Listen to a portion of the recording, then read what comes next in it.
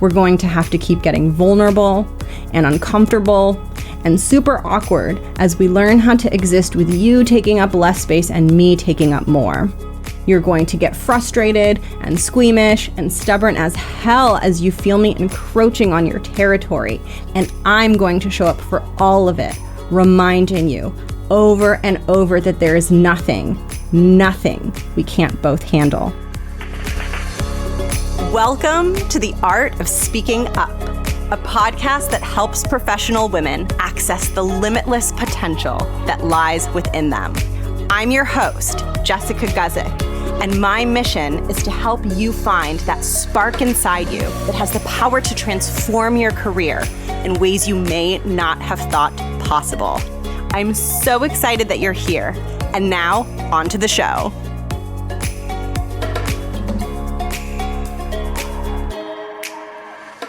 Welcome to the show. Thank you so much for tuning in. It's really good to have you here. It's so good to have you listening and to be talking to you.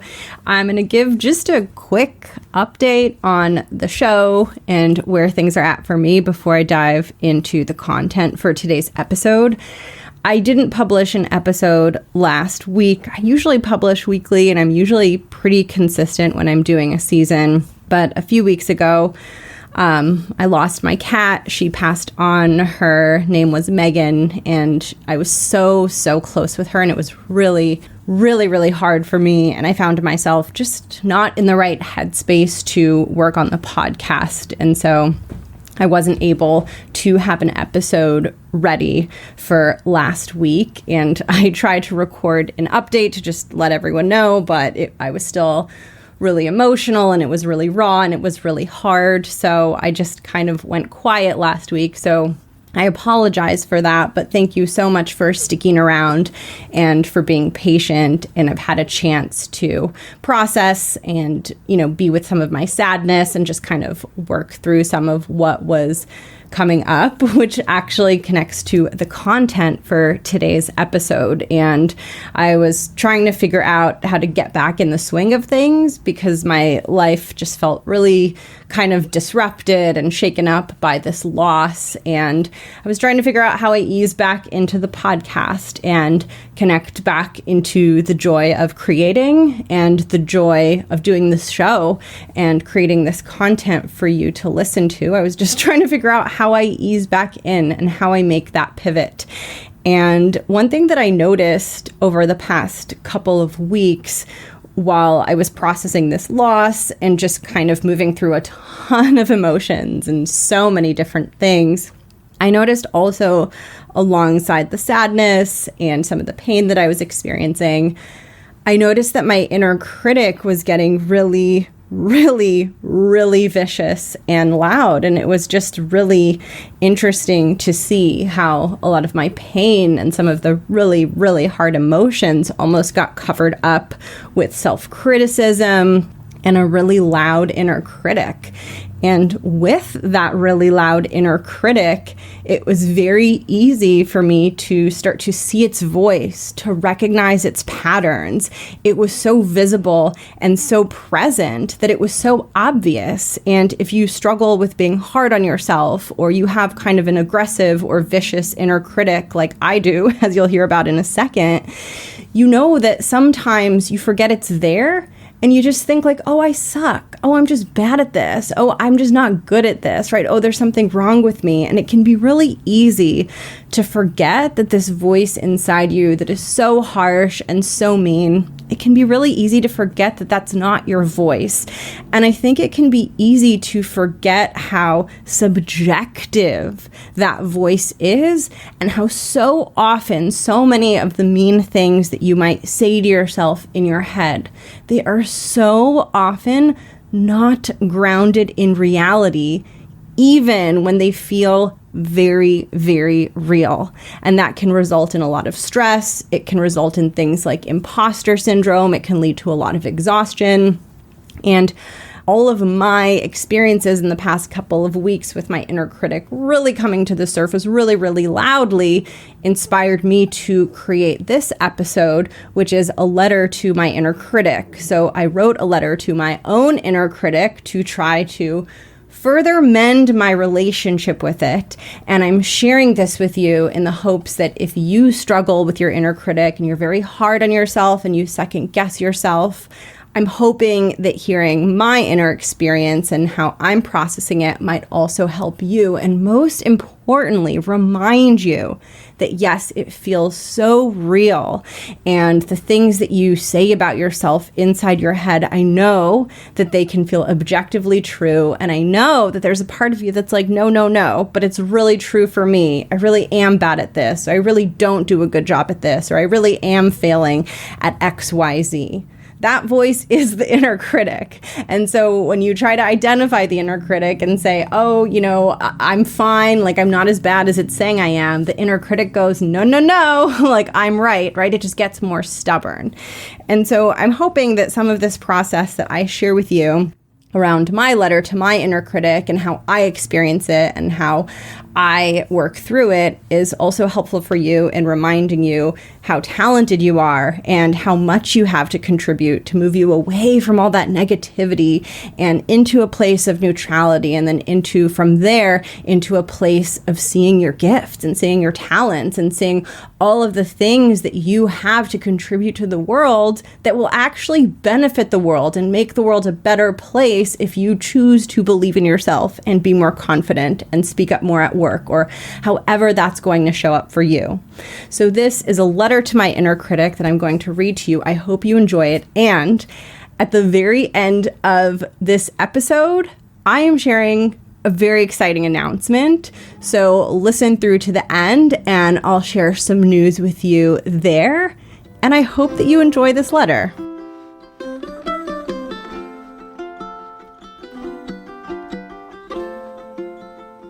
A letter to my inner critic. Dear inner critic, well, hello there. This is the very first time in my life that I'm talking to you directly, after years and years of you talking directly to me. For the first time, the tables are turned, and I feel strangely powerful speaking to you in this way.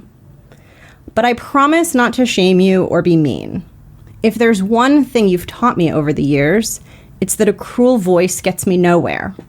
But if you and I want to have a better relationship, we need to be able to be honest with one another.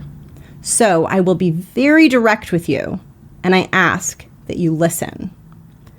Throughout most of my adult life, I wasn't aware that you existed. I simply thought that the lies that you were feeding me were just the truth. You spent many years telling me things like, I'm not smart, I'm lazy, I always mess things up, people don't want to hear what I have to say, my voice and my presence annoys people, people will stop liking me once they get to know me, and so many more endless lies that have felt so true to me. What is most fascinating about you and the lies that you've shared over the years is that they drove me to simultaneously achieve really difficult things while also sabotaging myself along the way. The net effect of this was a weird mixture of success and insecurity, with a strong undercurrent of fear and inadequacy. You are a master at deception, and as a result, you had me caught in a very poisonous cycle. You drove me to achieve very difficult things because you saw that achieving helped you feel less afraid. But you never quite trusted that what I was accomplishing was real or sustainable.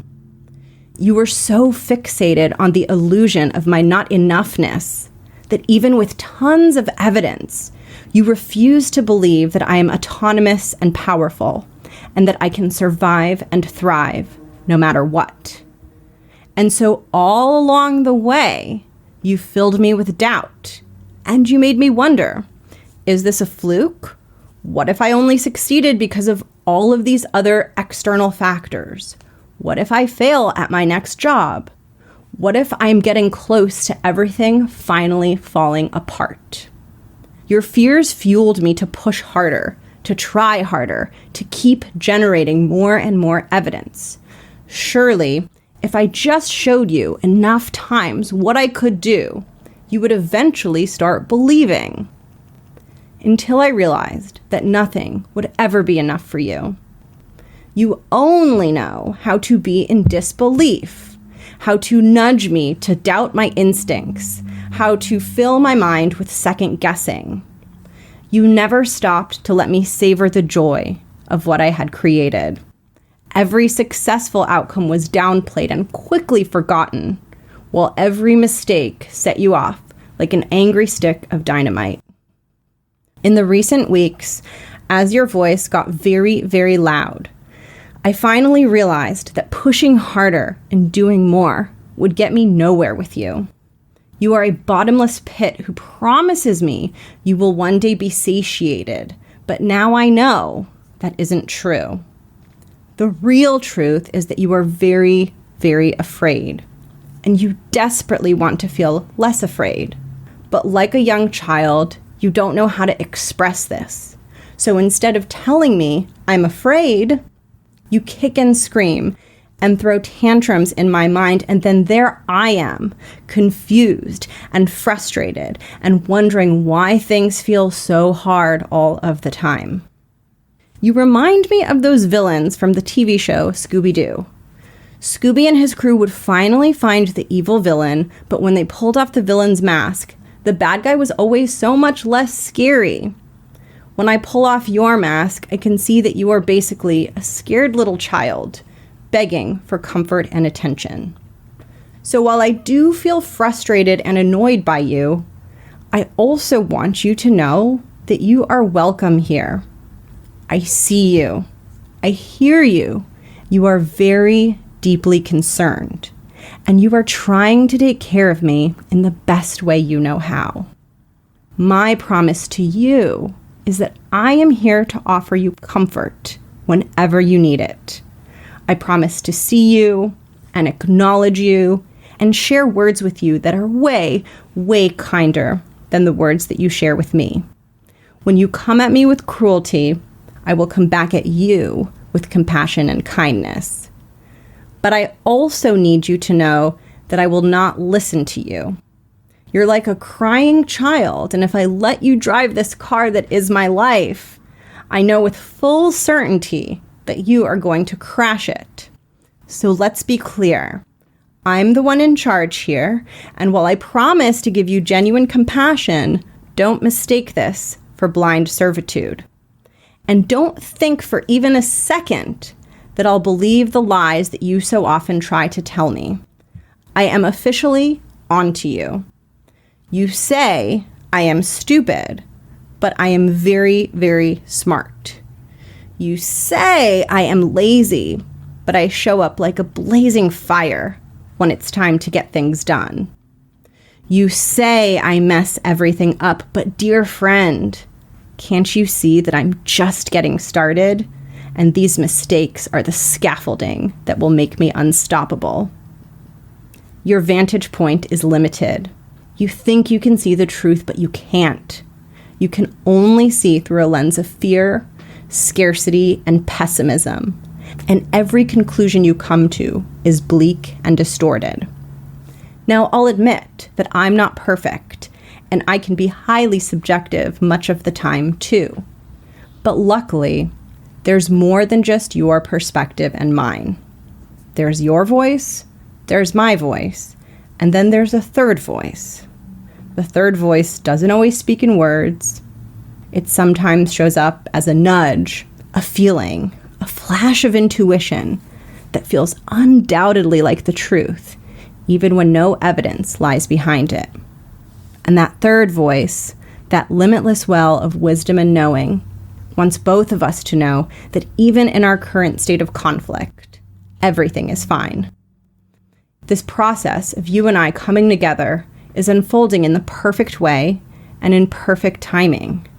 This inner wisdom tells both of us that it is in our coming together, and it is in this uncomfortable conversation that we are having right now that we are preparing a rich soil from which we will begin to cultivate an unshakable sense of self-love. My dearest inner critic, I know that you do not like this. You think this is a massive load of crap. You hate soil metaphors. You hate when I listen to that mysterious inner voice inside me. And you hate the phrase self-love. You think it's overused and weirdly commercialized and cringeworthy. And I know that you desperately want me to ignore this voice of wisdom because it doesn't fit into the paradigm through which you understand the world. But this is where I have to tell you that I decide where we are going. After many years of me trusting you, we're going to do things differently now and have you start to trust me. And I am deciding that we are going to listen to this voice and go in a direction we haven't gone in before, to a place that is slower, kinder, brighter, and far more soul nourishing. I know this direction is new to you, and I know this might feel scary, but I also wouldn't want you to miss out on something so special. If there's one thing I've learned, it's that the most special, delicious experiences in life happen when you are willing to suspend disbelief and step into trust. Trust that you know what you're doing. Trust that you can handle it. Trust that no matter what, things will turn out fine. So I'm inviting you to trust and to come with me. Even though you have been a total asshole to me for so many years, I am still willing to hold your hand every step of the way and make sure you are okay as we walk together in this new direction. We're going to have to get to know each other in a brand new way, you and I. We're going to have to keep getting vulnerable and uncomfortable and super awkward as we learn how to exist with you taking up less space and me taking up more. You're going to get frustrated and squeamish and stubborn as hell as you feel me encroaching on your territory. And I'm going to show up for all of it, reminding you over and over that there is nothing we can't both handle. You're so afraid that we can't figure this out, that we'll be battling forever. But I don't feel afraid at all. I feel excited, joyful, and a little bit electric. And this is how I know we're making progress. I am sending you all my love. Love, Jess. And that brings us to the end. That one was definitely a good bit shorter than the other pieces that I have written, but I hope that you found it helpful. And if you relate to any parts of it, I would be so curious to know how you experience your inner critic and what that relationship looks like and how you move through some of the struggle and the pain and the tension that I know that voice inside can really bring up. So I would love to hear from you, and I'll put my contact information below. And I have a really, really, really exciting announcement. And this has been in the making actually since last spring when I started working on season 4 and I was doing more solo episodes. And I started to realize that as a podcaster and the creator of this show and the creator of a platform where I'm trying to help women find confidence and self-compassion and excel in their careers and feel amazing at work, in doing that, I wanted a deeper skill set, and I have so much curiosity and passion around personal development, around change, around growth, around leveraging one's strengths, and I decided that I was ready and it was time for me to become trained as a coach, and I've been studying to become a life coach since July now, and I'm going to be wrapping up my training program towards the end of this year. And in 2021, I will be opening my own private coaching practice. And I'm really, really excited to support women one-on-one in building confidence and creating a very successful career.